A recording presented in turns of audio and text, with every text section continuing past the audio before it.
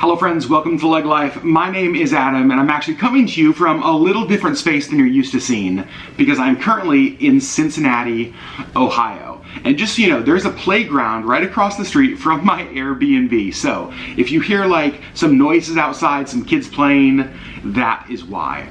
And I figured this would be the perfect place to talk to you about today's topic. And those are the apps that I use when traveling for work, traveling for vacation. These are my go-to travel apps for this year, 2022. You know, there's a lot of things that go into planning a trip. There's all of the prep before, from booking airfare to hotels and activities and just all of that kind of stuff. But then you also have to figure out what to do like when you're on the ground, when you're in your location. And so some of the apps that I'm going to talk about today cover a pretty wide range of this, from booking your trip to enjoying your trip once you get there. Now, some of these are apps that are new to me. Some of these are apps that I have used for years and years. And one thing I'm going to do is actually link them all down below. So feel free to go check those out, see if one of these may help you with one of your next trips. And the first one I want to talk about is an app that Sherri and I have used several times. It's called Dayuse. Now, most hotels, you book and check in at the hotel is like from 3 p.m. and you have to check out at like noon the next day, right? The problem is that sometimes you don't need a hotel overnight. Maybe you need a hotel just for a block of time during the day. There have been a lot of times that Sherri and I have flown into a city after traveling all night from Alaska. We get in at like 10 a.m. and then we have nothing to do until later that day and we are absolutely exhausted. Dayuse lets you rent hotel rooms during the day. So it is like a reduced rate from a nighttime rate. It's normally for a much shorter period that's determined by the hotel. And you basically go on the app, you search your location, you find the hotel and the hours that you want, and you pay for that. We have used this in Orlando, we've used this in Seattle. In fact, in Orlando, there was one day where we were not flying out until super late at night, and we were really exhausted. And we said, you know what we want to do? We just want to hang out by a pool. And so we went on Dayuse and we reserved a room in a hotel for the day that had a great pool. And so we went, we tossed our bags in the room, we used the pool, we took a little nap, and then I think at like, I don't know, 5 p.m. or 6 p.m. we checked out and went to the airport. Now with Dayuse, you do actually get a room, like you get a hotel room, so if you want to go and sleep during the day, you totally can. This is one of my favorite apps, just because a lot of times the typical like 3 p.m. check-in, 4 p.m. check-in, noon checkout just doesn't work for you. Dayuse is the answer to that. Travel app number 2 is called Bounce. Now there are a number of different apps out there that do this. We used to use one called B&B. We actually used it in Vancouver, Canada. And what this does is this basically is like, think of Airbnb but for luggage. And here's how we used this. When we went to Vancouver, Canada, we couldn't check into our hotel until like 3 p.m., right? Similar problem to what I was just telling you about.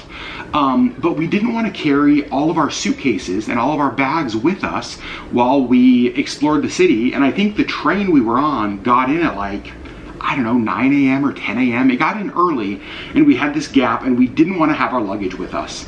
So Bounce basically lets you search a city for luggage storage locations. Now these could be hotels who offer luggage storage for a fee. These could be, sometimes there's like a FedEx office or just another random business that has secured storage for your luggage. So if you're going to a city and you have time to explore but you don't want to have your bags with you, Bounce is actually one of the apps that I love the most because it just makes things more convenient. Who in the heck wants to like tote around your suitcases through a city for hours and hours when you're trying to explore? Not this guy. That's why we use apps like this. All right, this next one is one that honestly I bet most of you know, most of you use. It is one of my favorite travel apps, and that's Tripadvisor. Tripadvisor is gigantic. It's a place where you can go and rate hotels, Airbnbs, tours, experiences, landmarks, restaurants, like anything that has to do with travel, like parks even, you can go on and upload photos and rate them, that kind of stuff. And so when I'm going to a city, if I have things that I want to do, places I want to stay, I almost always check Tripadvisor before finalizing those things.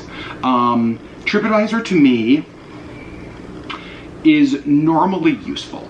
And the reason I want to say normally useful is that sometimes there are a lot of reviews, but they're older. And then you get somewhere and you realize that like, oh, this is not at all what I expected. And that's because none of the reviews are from recent and there were big changes. So one of the things is like, if you're checking reviews on stuff, make sure to check how old it is and then like take the review with a grain of salt. The other thing I will say is that there have been a ton of knocks against Tripadvisor for fake reviews, especially in the like hotel, B&B, lodging category.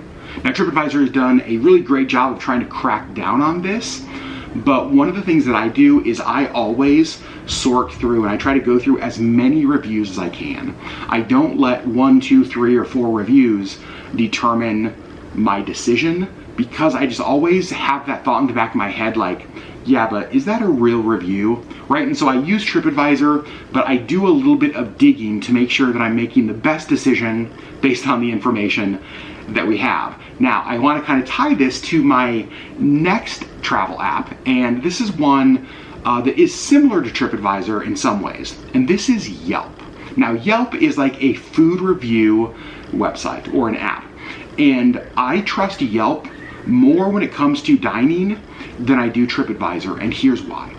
Yelp to me is more for locals, where Tripadvisor is more for visitors. And so when I'm thinking of the restaurants that I want to go to, I normally want the locals' opinion of what is best and the locals' opinion of how nice or good a place is, rather than other tourists and rather than other visitors. So I use Tripadvisor primarily for lodging, tours, experiences, landmarks, that kind of stuff. But when it comes to food, when it comes to restaurants, Yelp is almost always my go-to, because I don't know, I really like that local kind of feel. The next is one that absolutely saved us so many times when we went to Paris. This is Google Translate. So Sherri and I are not fluent in any foreign language. We speak a little bit of Spanish, and before we went to France, we learned a little bit of French.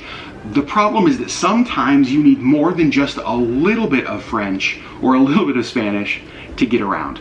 And Google Translate was so helpful, because you don't have to be fluent in a language. You just have to be able to communicate some basics. So while Google Translate isn't conversational or always fully correct, it's close enough. And honestly, close enough with Google Translate is a whole lot better than like our trying to hack it out, right? So Google Translate's awesome. There are also things on there that you can take a photo of like a menu in another language, and Google Translate will translate what's on the photo. Signs, so if you're taking a subway or a bus and you're wondering like, what does this say? You can take a photo with the app and it will translate the text that's on the photo. Now, I don't know what kind of Hogwarts black magic Google uses for that, but it's super helpful. So if you're going to a country and the primary language is one that you don't feel comfortable with, you're not fluent in, I would say for sure have Google Translate on your phone just in the event that you need it. Now the next one is an app that you don't need it until you do. Because once you need it, you really want it to work and you really want to be able to find it. This is an app called Flush. And Flush is a public toilet finder. Every one of you who is watching this video has had that moment. You're in a new city, you're traveling, you're having a great day, and all of a sudden, like what you ordered for lunch was a horrible decision, and you feel that rumble and it's like, oh no, the clock is ticking, but you don't know where you are, you don't know what the businesses are, it's like all foreign. And so Flush is like almost like a listing, a directory of public toilets in city. This is genius. Whoever is behind Flush, thank you. In fact, my guess is that the idea behind this app came from an accident not having an app like this. Like you couldn't locate a public toilet and you're like, you know what? I'm not gonna have anyone else be as ashamed as I just was from my public accident. So flush, super helpful. Like if you have issues when you travel, if you have maybe a sensitive stomach, IBS kind of stuff, flush I think is really helpful to know where the public toilets are where you're going. All right, this next one is one that is becoming more and more important. It is GasBuddy. Now, if you're doing a road trip, if you're renting a car, if you are renting an RV, obviously gas prices right now, they're getting insane, right? Like they're getting insane. And I don't know if you are like Sherri and I, but in Anchorage at home, we know the gas stations that we go to that always are among the lowest cost, right? Like we just kind of inherently know that there are certain stations we avoid because they're always higher, and so we go to the ones that are cheaper.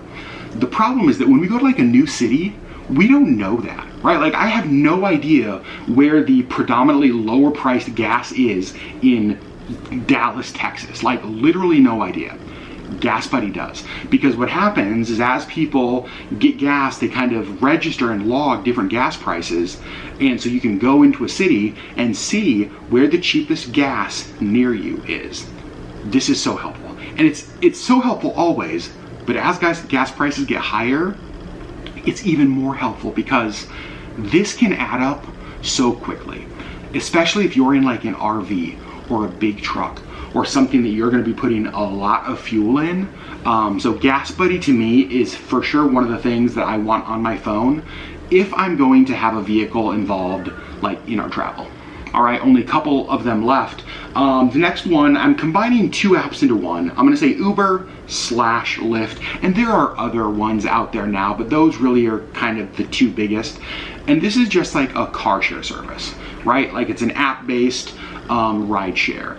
And one of the reasons that I love Uber and Lyft is that a lot of times when I go to a city, I don't have a car, but also I don't necessarily know safe areas or non-safe areas between like day and night, right? And so even if an area is walkable, as far as distance goes, I don't know if it's walkable as far as safety goes. And so to me, there are times that I will just take an Uber or a Lyft just to be safe. Now, I want to address something. I am a guy, and when I travel, I fully understand that safety is perceived differently for myself than it is for like Sherri or solo female travels, that kind of stuff. Sherri does not feel comfortable, does not feel safe taking Uber or Lyft when she would be by herself.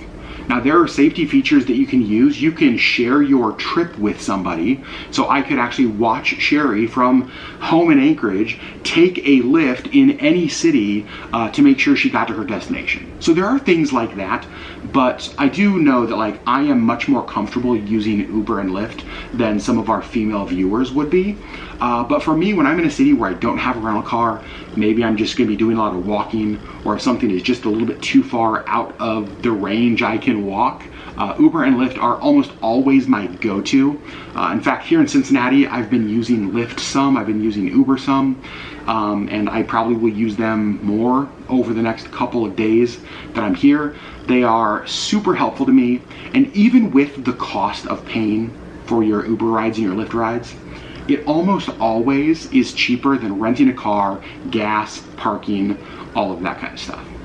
Now the last one, this is the last one. Now, I do want to say, I probably could add 30 more to this list, right? Like easily 30 more to this list.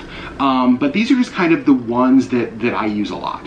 And this last one is Airbnb. Now, I booked this place on Airbnb like 3 days ago. I didn't book this weeks ago, I booked it 3 days ago, and it is awesome. This place is amazing. In fact, I'm gonna show you in, I think the first Cincinnati travel vlog, I'll give you a tour of this space. But it's spectacular. And we'll wait for the sirens to pass. Okay, good enough. I am in Cincinnati after all, you guys. But, you know, Airbnb, when Sherri and I first started using it, Sherri was like a little bit skeptical, because Sherri is not an Airbnb, like a traditional Airbnb or a traditional B&B fan. She doesn't want to feel like she's staying in somebody's house. She really loves having the privacy of a hotel room, right? Where you feel like you have your own space, you're not having to share a space.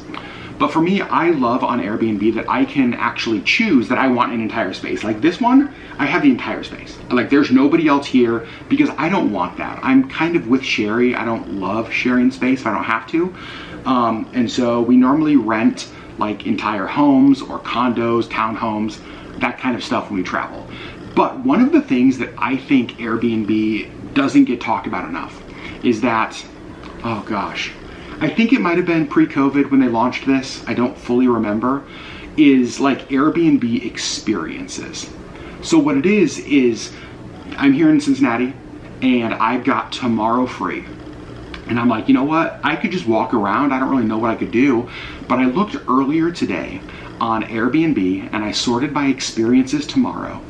And there are locals who live here in Cincinnati who are offering things like a photography tour. They'll take you around Cincinnati and take your photo in different like iconic Cincinnati locations. There was like a food and wine tour. There was like a get to know a local where you just go to a pub and you sit down with somebody from Cincinnati and talk to them. There are food tours. There are vegan food tours. There are like all sorts of experiences in cities around the world that are led by locals through Airbnb.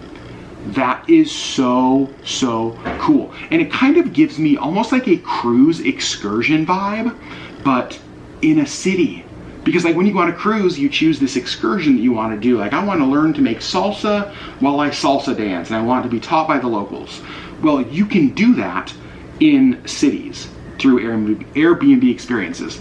And so I just think that's so cool. I love booking places like this on Airbnb, but I think the experiences option is just like such a neat option if you're looking for something to do in the city that has like local flair and local flavor. So those are the big ones. Now here are some other ones. I'm just gonna rapid fire some things. We use the Alaska Air app all the time because we're pretty exclusive to Alaska Air. If I'm looking to use like a third-party travel website, I normally default to Priceline.